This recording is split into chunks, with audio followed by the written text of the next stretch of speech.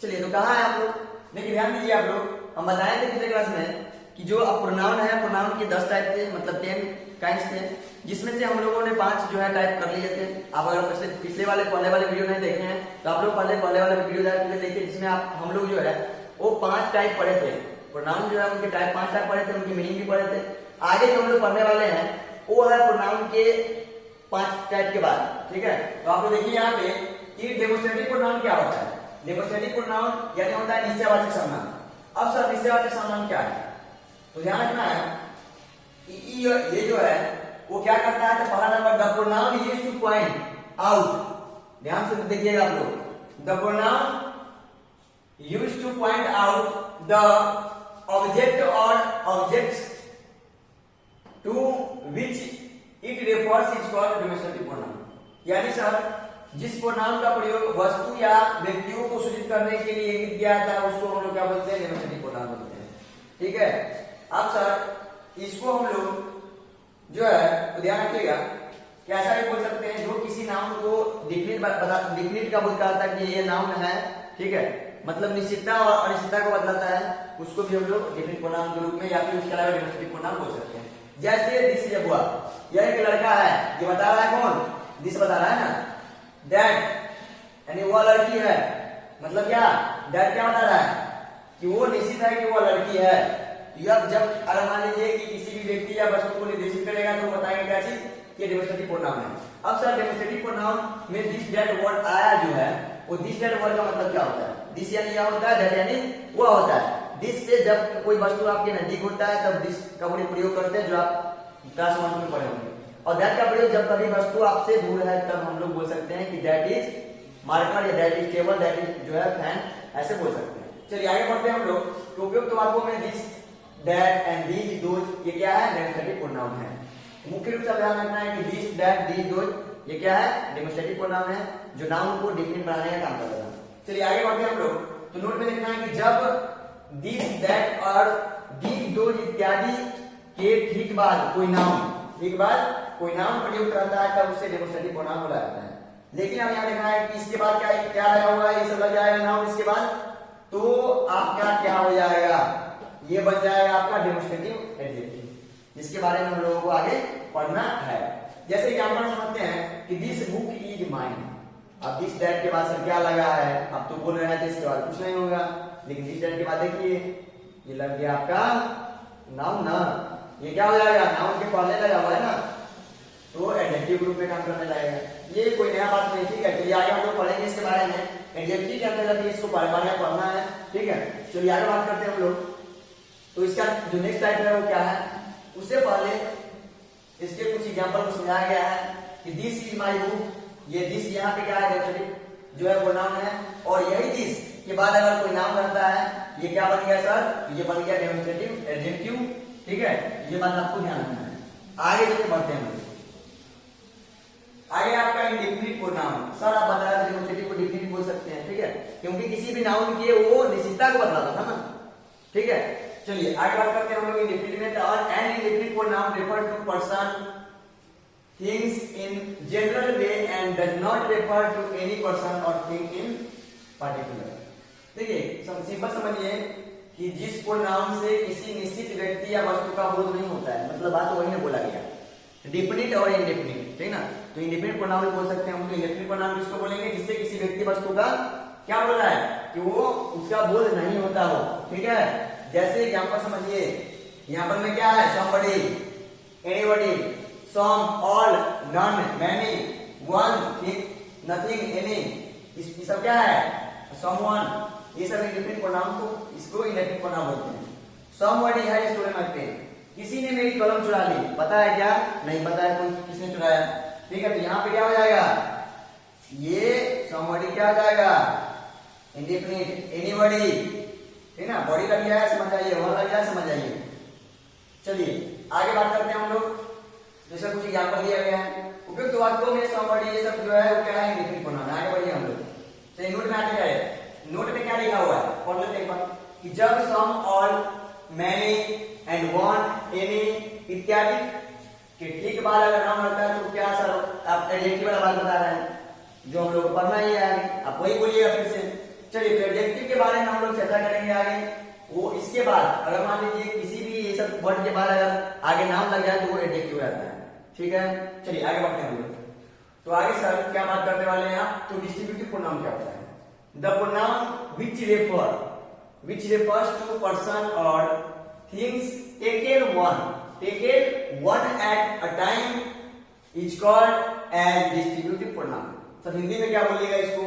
तो वैसा सर्वनाम जो एक समय में एक व्यक्ति या एक वस्तु का बोध कराता है उसको डिस्ट्रीब्यूटिव प्रोनाउन बोलते हैं। चलिए अब हम लोग एग्जांपल से इसको समझने की कोशिश करते हैं। पहला, each of you is guilty। अब सर तुम में से प्रत्येक दोषी है। अब बताइए सर कौन प्रत्येक किस में से किसके बारे में चर्चा कर रहा है? तो यहाँ पे बोला गया क्या चीज, किसी एक के बारे में यहाँ पे चर्चा कर रहा है, ध्यान रखिएगा। तो आपको चर्चा कर रहा है कि each of you is guilty, तुम में से प्रत्येक दोषी है। और आगे एग्जांपल समझने की कोशिश करते हैं कि each of the boys is intelligent, लड़कों में से प्रत्येक तेज है। उसके अलावा है आपका either of you can take this book, ये क्या होगा, तुम में से कोई एक इस किताब को ले सकता है। अब देखिए neither of the two boys was absent, दोनों लड़कों में से कोई एक उपस्थित नहीं था। अब देखिए नोट में क्या लिखा हुआ है सर कि जब each others और neither के ठीक बाद कोई नाम प्रयोग करता है। अब सर बताएं आपको वही बात बोलिएगा कि जब कभी भी इस वर्ड के बाद अगर नाम लग जाता है तो क्या बन जाता है, एडजेक्टिव बन जाता है। क्योंकि इसका जितना पार्ट पढ़ रहे हैं हम लोग 10 पार्ट, उसका एडजेक्टिव हम लोगों को सेम ऐसे ही आपको पढ़ना है, लेकिन इसके बाद नाम लगा होगा। यहाँ पे नाम नहीं लगा हुआ इस वर्ड के बाद। चलिए आगे बढ़ते हैं हम लोग। तो आगे क्या है, रेसिप्रोकल प्रोनाउन। अब सर रेसिप्रोकल तो हम लोग मैथ में नहीं पढ़े हैं, जिसका मतलब होता है उल्टा। देखिए यहाँ पे हम लोग पढ़ने वाले हैं कि a pronoun that expresses mutual relation. अब सर म्यूचुअल रिलेशन मतलब क्या होता है, पारस्परिक संबंध, ठीक है, एक दूसरे के साथ। अब यहाँ पे बोल रहा है mutual relation in sentence is called reciprocal. Sentence के बीच म्यूचुअल रिलेशन होना चाहिए। वैसे प्रोनाउन जो वाक्यों में आपसी संबंध को स्पष्ट करता है उसे रेसिप्रोकल बोलते हैं। जैसे कैसे, ईच अदर, एक दूसरे के बीच, ठीक ना। वन अदर या वन अनदर रेसिप्रोकल प्रोनाउन है। उदाहरण में समझते हैं हम लोग। चलिए दे लव ईच अदर या वन अदर, वे एक दूसरे से को प्यार करते हैं, ठीक है। ये म्यूचुअल रिलेशन बता रहा है। तो जब म्यूचुअल रिलेशन की बात होगा तो रेसिप्रोकल ध्यान रखिएगा आप लोग, ठीक है। चलिए रिलेटिव में ध्यान रखते हैं। तो सर रिलेटिव यहाँ पे रिलेशन के बारे में चर्चा करेगा क्या? देखिए कुछ ऐसा बात होने वाला है। और रिलेशन प्रोनाउन यानी relative pronoun refer to a noun और pronoun going before and relates the said noun pronoun to a group of words coming after. Relative pronoun वाक्य में अपने से पहले किसी नाउन या प्रोनाउन, किसी भी वाक्य में पहले क्या नाउन या प्रोनाउन के बदले में आकर नाउन और प्रोनाउन के बीच पुनरुक्ति को रोकता है, मतलब वो दोबारा रिपीट नहीं हो, ठीक ना। और उस नाउन या प्रोनाउन का संबंध अपने से आने वाले शब्द के समूह में जोड़ता है। जैसे ये एग्जांपल उसका है कि हुम हुआ एंड हुज हुआ या हु हुआ, विच हुआ, व्हाट हुआ, दैट हुआ, ये सब क्या है, रिलेटिव प्रोनाउन है। ये क्या करेगा सर, तो दो सेंटेंस रहेगा, ध्यान दीजिएगा। उसे दो सेंटेंस होगा, उसको उसके बीच में लग करके क्या करेगा, उसके बीच रिलेशन बताएगा, ठीक है। तो आप आसानी से बता सकते हैं कैसे होगा। जैसे देखिए दिस इज द बुक, यह किताब है। अब देखिए यह किताब है, the book was given to me, ठीक ना। यह किताब है जो क्या है, the book was given to me, ठीक ना, जो मुझको दिया गया है। कैसे दिया गया था, ठीक ना। अब देखिए इन दोनों वाक्य में जोड़ क्या हुआ है कि दिस इज द बुक। अब इसमें दैट क्या कर रहा है, दोनों को जोड़ने का काम करेगा। अब देखिए द बुक तो यहाँ भी था, सब्जेक्ट अब यहाँ था ही, वो क्या किया, डायरेक्ट जो है वर्ब लगा दिए और given to me as a है।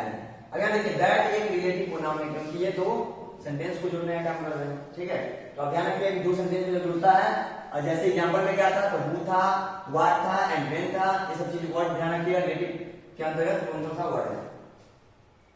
चलिए नोट में कुछ खास नहीं है, एग्जांपल ये है उसका।